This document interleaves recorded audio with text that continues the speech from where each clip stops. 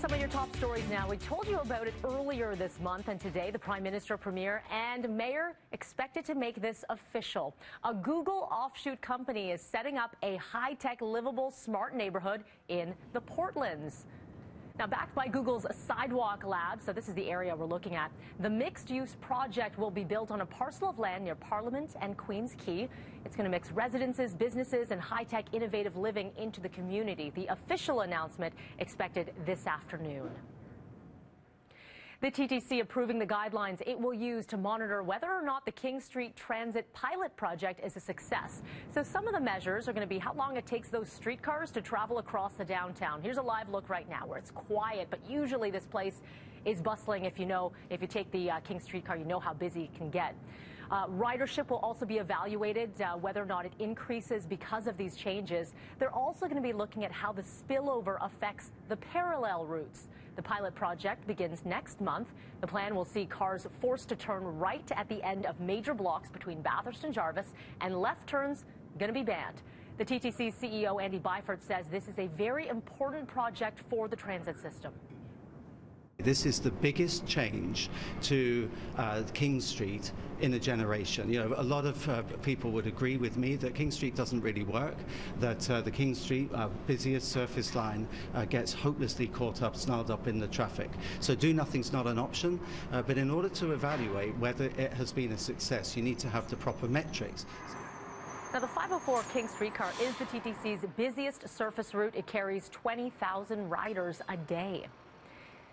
And the TTC predicting that it will have a $44.5 million surplus in its 2017 operating budget, and that's because of lower than expected spending on labor, fuel, vehicle maintenance, and fees from the Presto Fare Card.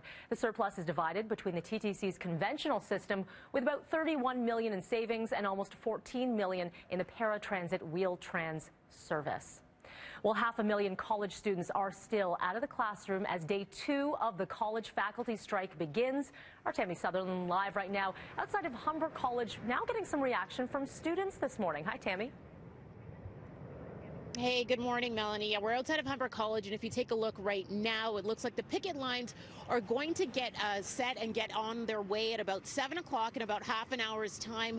Right now, faculty are just arriving, parking their vehicles so that they can come here to the sidewalks and start blocking the driveway here at Humber College and at 23 other colleges right across Ontario. When you talk about reaction from students, it's not just that they're losing some time right now at school, but we've also just spoke to on the phone with a student who lives here at Humber on campus at residence. And some students there, they have concerns about crossing these picket lines multiple times a day, saying they don't want to do it, but they have to be able to get in and out so that they can get to campus and to residence, even those classes are canceled. Now, right now, of course, OPSU, the union representing 12,000 faculty members, including teachers, we have the professors, the instructors, as well as librarians right now who are picketing. The council for the college employers, they say that they're about $250 million apart from OPSU and trying to get the union to come together again. No indication yet as to when talks will resume. Mel, I'll send it back to you for now. All right, Tammy Sutherland, thank you for that.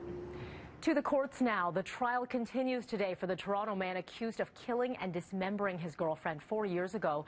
Adonai Zacharias was charged in the death of 28-year-old Rigat Girmay, then scattering her remains all over the GTA. The Crown alleges the killing was to keep her from naming Zacharias as a suspect in another murder, that of Nagitsi Semret, back in October 2012. Zacharias was found guilty in the murder of that woman and is currently serving a life sentence.